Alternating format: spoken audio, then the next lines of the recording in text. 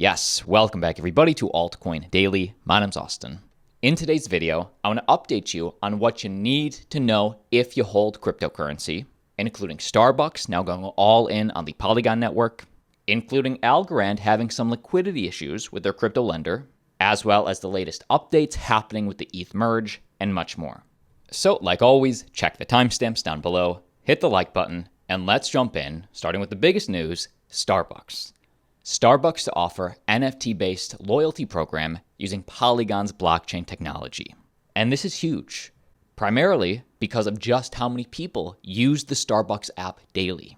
On one of the recent earnings calls, Starbucks revealed that they have amassed over 10 million active mobile users for its loyalty and payment app, with the majority of these users, 7.3 million out of the 10, residing in the US. So obviously, not all of these users are coming on Polygon right away, but with this integration, with their new NFT-based loyalty program, that's potentially tens of millions of users over time onboarding onto Polygon. The company's Starbucks Odyssey, that's the name of this new program, will allow customers to purchase and or earn digital collectible stamps in the form of NFTs that offer benefits and immersive experiences. And what specifically are these benefits? If you earn/buy the NFTs, what do you get? Well, for that, let me take you to the original source. This was just posted by Starbucks today. Starbucks brewing revolutionary Web3 experience for its Starbucks Reward members. 6-minute read. I'll take you through the important details in less than 5. Starbucks today unveiled Starbucks Odyssey, a new experience powered by Web3 technology, i.e. Polygon, that will offer Starbucks Reward members, as well as Starbucks employees in the United States, the opportunity to earn and purchase digital collectible assets that will unlock access to new benefits and immersive coffee experiences. Starbucks is one of the first companies to integrate non-fungible tokens with an industry-leading loyalty program at scale, while creating a digital community that will enable new ways for Starbucks to engage with its members and its partners. So Starbucks is proud of this. They're bragging about this, that they're one of the first industry-leading companies to introduce a Web3 program, crypto program, at scale to engage with their customers. Starting September 12th, so today, customers and partners can join the waitlist for a chance to be among the first to receive access to the Starbucks Odyssey experience, which will launch later this year. And in a direct quote from their VP as to why they're doing this, he says, Starbucks has always served as the third place, a place between home and work where you feel the warmth of connection over coffee, community, and belonging. The Starbucks Odyssey experience will extend the third place connection to the digital world. For the first time, we are connecting our Starbucks Rewards loyalty program members not just to Starbucks, but to each other. And that's why something like this is so big. The fact that it's on Polygon, they're offering Polygon NFTs, and by the way, we'll get to the benefits, we'll get to the specifics in a second, but just how this affects you, why this is so cool, is because Starbucks loyalty program used to just be in their app. You couldn't take those points off the app, they weren't worth anything real in real life, although if you use them on the app, you could occasionally get a free coffee, maybe some other perks. But now, with this on the Polygon network, Starbucks is allowing its members to connect with each other as well. Meaning you can take these NFTs off the app, meaning they'll have a secondary market value. Maybe Starbucks will have, they'll get 5% of every resale. Maybe they'll have something like that baked in. But this is a way to build their community in the Web3 digital age. Moving forward, in another direct quote from this press release by the VP, he says, leveraging Web3 technology will allow our members to access experiences and ownership that was not possible before. By integrating into the Starbucks Rewards ecosystem and grounding the experience in coffee, connection, and community, we are entering the Web3 space differently than any other brand while deepening our members' connection to Starbucks. Our vision is to create a place where our digital community can come together over coffee, engage in immersive experiences, and celebrate the heritage and future of Starbucks. Just what we all want to do. And last but not least, let's just do a general overview of this new Starbucks program, what's in it for you, and how this affects you if you hold Polygon. So once logged in, members can engage in Starbucks Odyssey Journeys, a series of activities such as playing interactive games, or taking on fun challenges to deepen their knowledge of coffee and Starbucks. Members will be rewarded for completing journeys with a digital collectible journey stamp, an NFT. So it sounds like a lot of play and earn type crypto games, only, much more of like in-app learning experience, learn about Starbucks, earn some Polygon NFTs in the process.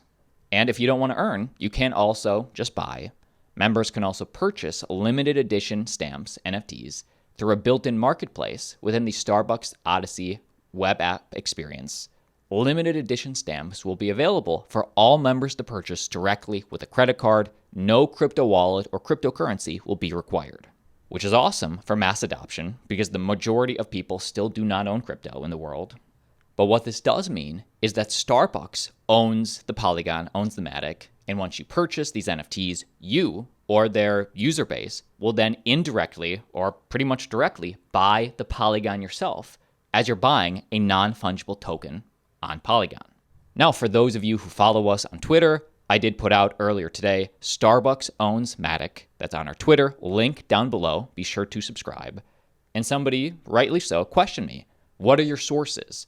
How can you be sure that Starbucks owns MATIC? Well, they're launching an NFT loyalty program on Polygon. And MATIC, just like on the ETH network, ETH is the gas to make the dApps work, to do transactions. MATIC is the gas in Polygon, and you need to hold the coins both to mint and transact NFTs on the network. So again, another reason that this is so huge.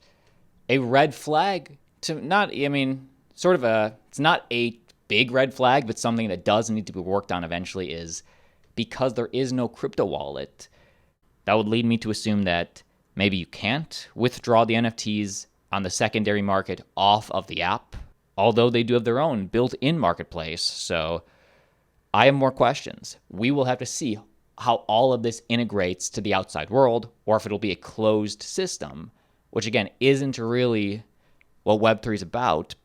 But at minimum, this will be a baby step. Maximum, this will be massive. We will see. But will these NFTs actually be rare? Or how much value should we expect? Not that we should expect any, really. But what are they saying? Each digital collectible stamp will include a point value based on its rarity, and the stamps can be bought or sold among members within the marketplace, with ownership secured on a blockchain. As stamps are collected, members' points will increase, unlocking access to unique benefits and experiences that have never been offered before. These experiences could range from a virtual espresso martini making class to access to unique merchandise and artist collaborations to invitations to exclusive events at Starbucks' Reserve Roasteries or even trips to Starbucks' coffee farm in Costa Rica. So that is something I like. I like how they're trying to pack in all of this real world value into their digital world NFTs. And additionally, a portion of the proceeds from the sale of limited edition stamps will be donated to support causes that matter to Starbucks partners and Starbucks Reward members. I like that as well. They'll donate a portion of the proceeds to charity. And as I get more info, I will keep you updated. Every day we drop a video keeping you informed. Now, next up, don't tune out on me yet. There are a few other stories involving the ETH merge, involving other L1 protocols that you do need to know. So let's start with Algorand, but then get to the ETH merge and more. The Algorand Foundation outlines their $35 million exposure to crypto lender Hodlers. The foundation stated that it is pursuing all legal remedies to maximize asset recovery. So basically, a crypto lender went insolvent, and Algorand did have some money on that lender. The Algorand Foundation has revealed a $35 million in USDC hole in its balance sheet as a result of exposure to embattled cryptocurrency lending firm Hodlers, which paused withdrawals since August 8th. And basically, Hodlers was deeply invested in UST, Terra Luna stablecoin, and then Terra had a liquidity crisis, forcing Hodlers' financial situation to have a liquidity crisis, affecting Algorand, who had put their money into Hodlers. The Algorand Foundation said the majority of the investment locked on the platform consisted of locked short-term deposits, which are now inaccessible. However, the Algorand Foundation noted that the $35 million represents less than 3% of the foundation's assets, and they do not anticipate any arising operational or liquidity issues, and added that the funds were a surplus to day-to-day requirements. So Algorand will be fine. They did just make this information public, though, and they're going through legal proceedings to see if they can get some of that money back. Next piece of news on the ETH merge, which is happening in just a few short days. Why DeFi speculators are borrowing Ethereum as the merge looms.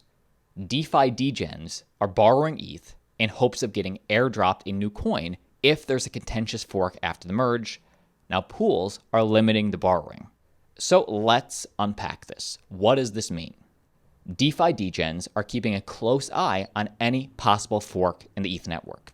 If that were to happen, that would mean anybody holding ETH at the time of the fork would also earn another airdrop token for the new chain.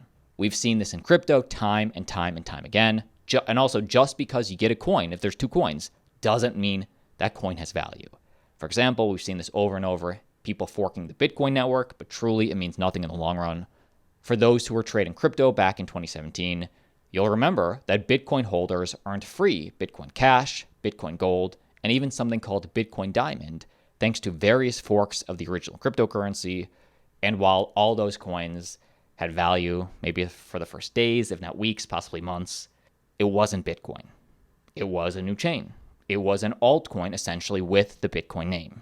Now, today, with Ethereum, a well-known Chinese crypto miner, Chandler Goi, is currently leading the charge for an Ethereum proof-of-work fork, and if there would be that much contention with this merge, the new coin's ticker, as of now, would be called ETH proof-of-work. And we have a lot of degens borrowing ETH right now in anticipation that they may get two coins. Aave, the popular lending and borrowing protocol, has actually just paused ETH borrowing because of its massive demand. In fact, I guess before this, if you lent out your ETH on Aave, right now you can earn 10.54% on your ETH because of all that demand. And also with Compound, instead of pausing borrowing, rival protocol Compound is putting a $100,000 ETH cap on how much users can borrow.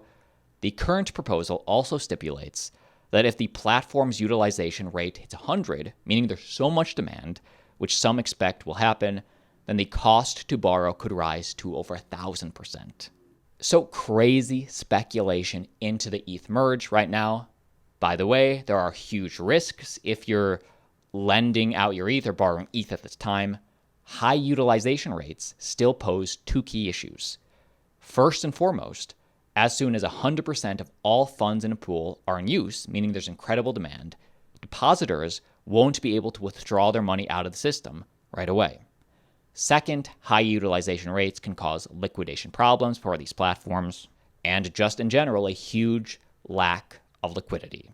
Those are the pros, those are the risks, and that's what's happening into the merge today. And that's the video. My name's Austin. Like always, see you tomorrow. Appreciate you.